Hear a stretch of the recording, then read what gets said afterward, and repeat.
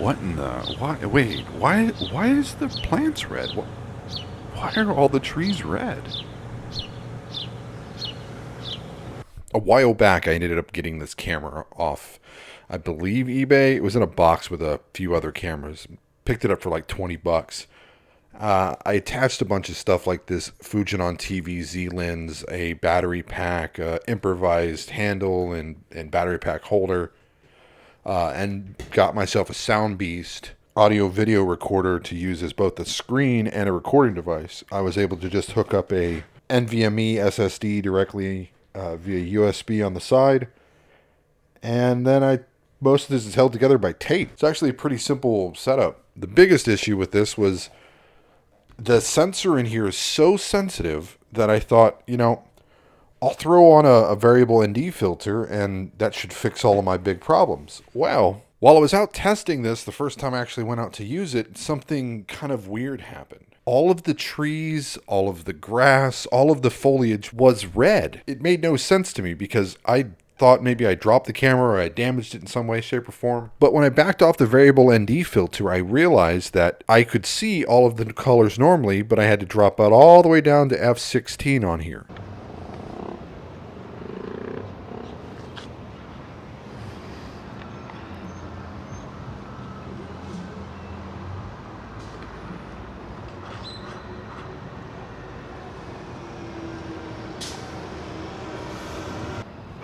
I think the main reason why this actually works is because there's some sort of a extreme cross polarization that's going on.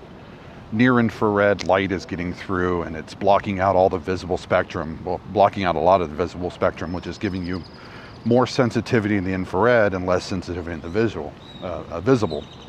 So my guess is because of that, it's creating this kind of aerochrome-esque look. Not necessarily 100%, but green still looks green while plants look red.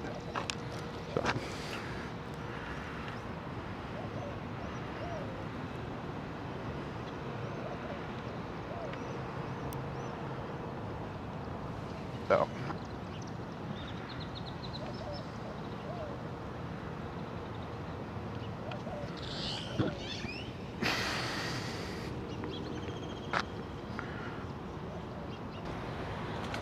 So I'm going to do a demonstration here where I have it set on the maximum setting right now. I'm going to back off the VND and then you'll see I have to drop down the fix. There we go, the aperture. Drop the aperture down, you'll see everything's in green now. All the trees are in green and they don't have that kind of wood effect going on. Right, so now go back to all the way to number 5, open the aperture back up. It's an interesting effect, all from a random camera in a box of other cameras that I paid 20 bucks for. Interestingly, if I turn the whole body of the VND, it actually changes the polarization and the light as well. So this cool looking cyberpunk building, I don't know what they call that, like brutalist architecture. That's pretty cool. I like the way those windows look. So let's change the VND again and open up the aperture and see what that did. Okay.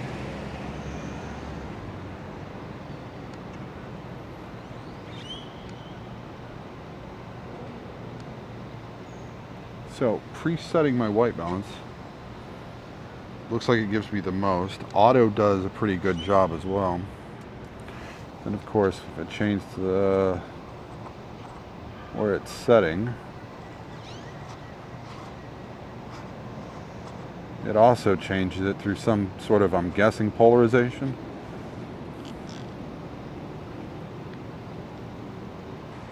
Okay, let's get out of here. So now that we've gone through all of that and you've seen some of the examples and you could see what this variable ND filter looks like, what is the camera? What is this thing? Why do I have it taped up?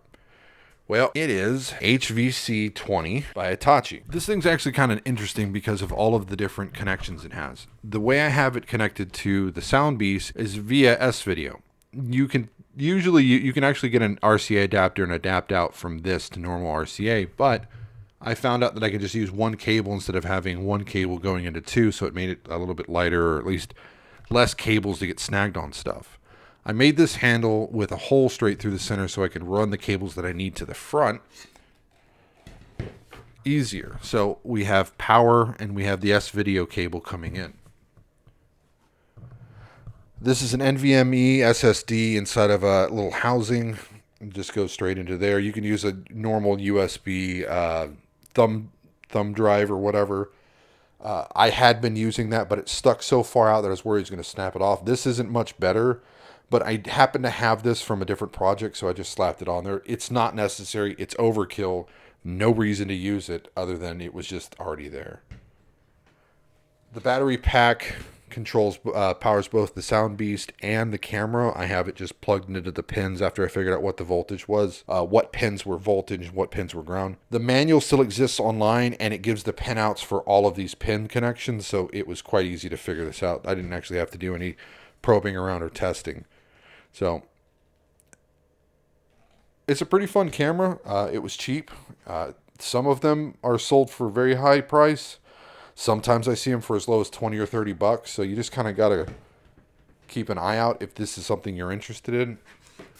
When I got mine, none of the video was working. I took off the 4 bolts up top and I slid off the case. The 3CCD board up front was disconnected. It had unplugged itself and it was just sitting in there. There was no damage. I just put it back in there and used some Kapton tape to keep it secured. This camera has the ability to change your fine focus on here. This wheel actually locks down. You have to use I think a 2mm or 2.5mm Allen head to loosen up down here, and then you can fix fine focus. So if you get one of these C-mount lenses and put on there and it doesn't actually focus up correctly, this will allow you to change fine focus. Originally, when I set this camera up the first time, I didn't have this Fujinon lens. I actually used this Cook lens that I modified.